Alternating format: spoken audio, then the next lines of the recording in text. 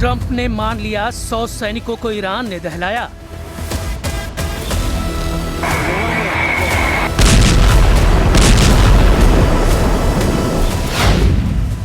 Trump ने कबूल कर लिया, ईरान ने 10 दोस्त देशों को पीट डाला।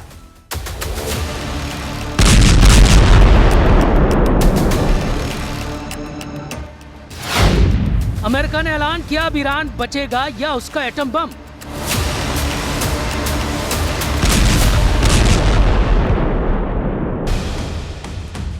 लेकिन ईरान बातें कम, हमले ज्यादा कर रहा है।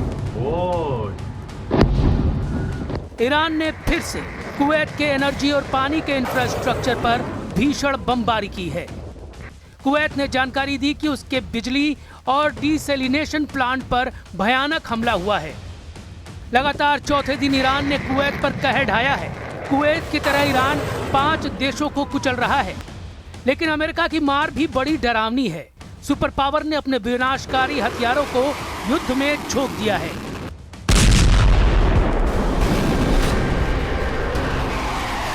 जंगी बेड़ों से टेक ऑफ करते जंगी जेट की आग ट्रंप के गुस्से को बयां कर रही है। अमेरिका के जंगी जेटों के हमलों से ट्रंप के तेवरों का पता चलता है। बस एक जंगी जेट का तहलका देख लीजिए, ऐसे सैकड़ों फाइटर ईरान पर बारूद बरसा रहे हैं। ये हमले इतने सटीक हैं कि बचने की कोई गुंजाइश नहीं है। लड़ाकू जेट जब मिसाइल दागता है तो ईरान के मिलिट्री ठिकानों को एक धमाके में धूल में मिला दे रहा है। बम विस्फोट इतना विनाशकारी है कि कंक्रीट और इस्पात की इमारतें पिघल रही हैं। इतनी ताकत झोंक कर भी ट्रंप फोर्स ईरान को झुका नहीं पा रही, क्योंकि जैसे ही अमेरिका के जंगी जेट अपने डॉक पर लैंड करते हैं, ईरान मिसाइलें लॉन्च करना शुरू करता है। ईरान की मिसाइलें कब और कहां फटेंगी, इसकी भनक भी अमेरिकी सेनाओं को नहीं लग रही। ईरान हर हमले में नए दुश्मन देश को दहला रहा है। ईरान ने बहरीन में शेख ईसा मिलिट्री बेस को ड्रोन धमाकों से दहला दिया है। अमेरिका के 5वें बेड़े के अहम ठिकाने के ऑपरेशन सेंटर तबाह कर दिए गए हैं। जॉर्डन में ईरान ने अमेरिका के 20 ठिकानों पर तबाही मचाई है। जॉर्डन के अल अजराक में ईरान ने 20 इमारतों को जमींदोज कर दिया है। जॉर्डन ने जानकारी दी है कि 5 विस्फोटक ड्रोन वक्त रहते ढेर कर दिए गए, नहीं तो हमले में बहुत ज्यादा नुकसान होता। कुवैत और संयुक्त अरब अमीरात में ईरान की मिसाइल आंधी अभी भी रुकी नहीं है। मतलब ये कि अमेरिका ईरान युद्ध अब उस मोड़ पर है जहां फैसला सिर्फ मैदान में होना बाकी है, क्योंकि आसमानी लड़ाई में ईरान भारी पड़ रहा है। अमेरिकी हमलों के जवाब में जॉर्डन में जो हमले किए गए उसमें 2 अमेरिकी सैनिकों की मौत हो गई, एक लापता है। हालत यह है कि सीज फायर खत्म होने के 10वें दिन अमेरिका ने ईरान के बंदर अब्बास और बंदर लेंगेह में जबरदस्त हमला किया। तस्नीम न्यूज की रिपोर्ट में यह दावा किया गया। इसके अलावा चाबहार में भी अमेरिकी मिसाइलों ने हाहाकार मचाया। जवाब में ईरान ने कुवैत में आरिफ जान बेस पर तैनात अमेरिकी हाइमार्स मिसाइल सिस्टम पर अटैक किया। जॉर्डन को भी निशाना बनाया गया। जॉर्डन की राजधानी अम्मान में हवाई हमले के अलर्ट के बाद सायरन बजने शुरू हो गए। IRGC का दावा है कि बहरीन में उसने अमेज़न के डेटा इंफ्रास्ट्रक्चर पर क्रूज मिसाइल से हमला किया। इस बीच खबर है कि ईरान ने हॉर्मुज में 2 तेल टैंकर उड़ा दिए हैं, यानी जंग खतरनाक मोड़ पर है। न अमेरिका रुक रहा है, न ईरान झुक रहा है। इस चक्कर में पश्चिम एशिया में हड़कंप मचा हुआ है। ईरान के खातम अल अंबिया सेंट्रल हेडक्वार्टर ने युद्ध में बड़ी जीत की तरफ बढ़ने का दावा तक कर दिया है। مرکزی خاتم الانبیا در این پیام با اشاره به شکست‌های پی در پی دشمنان در جنگ نظامی و نقشه شوم و متوهمانه آنان برای ایجاد شکاف و تفرقه بین مردم و مسئولان به دشمن جنایتکار، عهدشکن و حیله‌گر آمریکایی هشدار داد هر گونه طمع ورزی، زورگویی، تمامیت خواهی و وحشیگری با پاسخ قاطع و ویرانگر رزمندگان مومن، شجاع و مقتدر در نیروهای مسلح ईरान की स्ट्रेटेजी बहुत तगड़ी है। ईरान अब दुबई जैसे हाई प्रोफाइल शहरों को टारगेट करने की धमकी दे रहा है।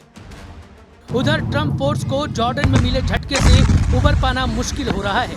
वॉल स्ट्रीट जर्नल के मुताबिक जॉर्डन में जिस तरह से ईरान ने अमेरिकी सैन्य ठिकानों पर सटीक हमला किया है, उससे अमेरिका हैरान है। अमेरिका को लग रहा था कि चीन के इनपुट से ईरान ने हमला किया है, लेकिन अब इस्लामिक रेवोल्यूशनरी गार्ड ने दावा किया कि जॉर्डन के अंदर से उन्हें मदद मिली है। वही जॉर्डन ईरान के दावे पर टोटल साइलेंट हो गया है, जबकि ईरान में अमेरिका की पिटाई पर जबरदस्त जोश दिखाई दे रहा है। तेहरान की गलियों में बैनर पोस्टर के जरिए ट्रंप को हराने का ऐलान किया जा रहा है। तेहरान में बैनर पर ट्रंप का मखौल उड़ाने वाली तस्वीरें दिखाई जा रही हैं, जिसमें उनके दिए गए नारे के चिथड़े उड़ाए गए हैं।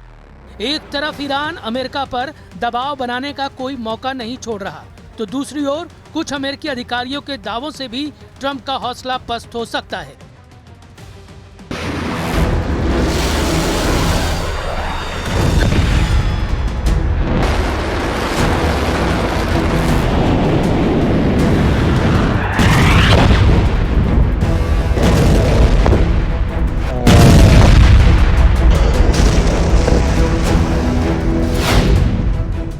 क्योंकि एक अमेरिकी अधिकारी ने दावा किया कि अमेरिका के पास ईरान के खिलाफ लंबा युद्ध लड़ने लायक मिसाइलें नहीं हैं।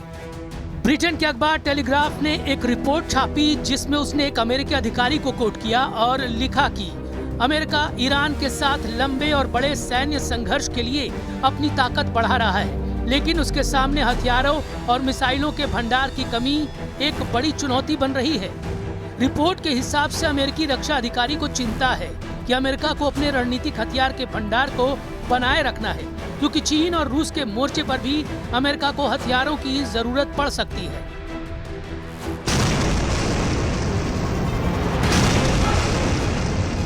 अब अमेरिकी सेना ईरान के हमलों से खौफजदा है।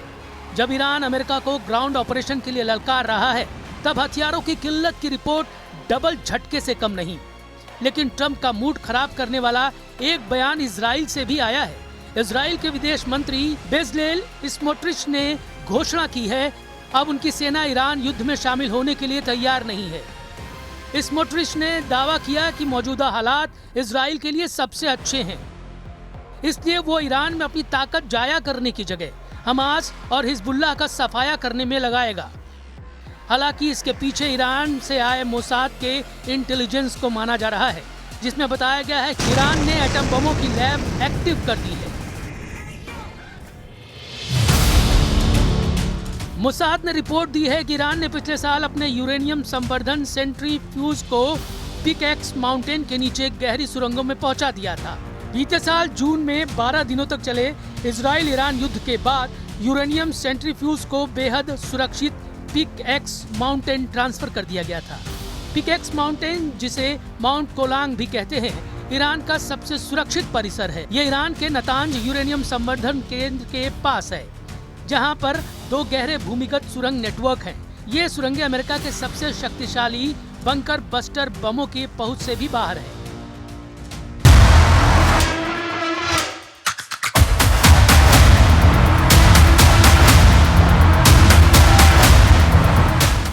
क्योंकि ट्रंप प्लान बना रहे हैं कि ईरान में ग्राउंड ऑपरेशन के लिए अमेरिकी सैनिकों की जगह सीक्रेट अलायंस को उतारा जाए। अमेरिकी सेना का पहला टारगेट खर्ग आइलैंड पर कब्जे का है, जिसमें अमेरिकी फोर्स के साथ खाड़ी के उन सभी देशों की संयुक्त सेना ईरान में उतरे जहां हमले हो रहे हैं। मगर इस मिशन में अमेरिका के साथ क्या हो सकता है, उसका नफा नुकसान तौला जा रहा है। ईरान के खार्ग और खुजेस्तान आइलैंड ट्रंप का पहला जमीनी हमला झेल सकते हैं, इसलिए इनके बारे में बहुत जरूरी है कि कुछ बातें समझ लीजिए। मैप पर देखिए, ये है खार्ग द्वीप, ये फारस की खाड़ी में है, जबकि मेनलैंड ईरान में ये जगह है खुजेस्तान। इस इलाके में ईरान का बॉर्डर इराक से लगता है। ये दोनों जगह इस वक्त युद्ध के हॉट पॉइंट बने हुए हैं। खार्ग द्वीप पर ईरान के तेल निर्यात का टर्मिनल है, यहीं से उसके 90% तेल का निर्यात होता है। जबकि खार्ग द्वीप से जो तेल निर्यात किया जाता है, ईरान के खुजेस्तान प्रांत से निकाला जाता है। खुजेस्तान को ईरान की एनर्जी कैपिटल कहा जाता है। ईरान का 80% तेल खुजेस्तान की जमीन से निकाला जाता है। जाहिर है ईरान अपने पावर हाउस को बचाने के लिए पूरी ताकत झोंक देगा। ईरान की ग्राउंड फोर्स को ट्रंप हल्के में नहीं ले सकते। ईरान की फौज 6.5 लाख है। इसके अलावा पैरामिलिट्री फोर्स 2.5 लाख के बराबर है, जबकि ईरान में एक्टिव बसीज फोर्स 20 लाख तक हो सकती है।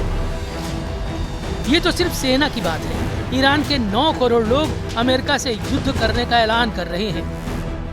हालांकि ये तल्ख हकीकत है कि अमेरिका युद्ध में जीते बिना मैदान से हटता नहीं।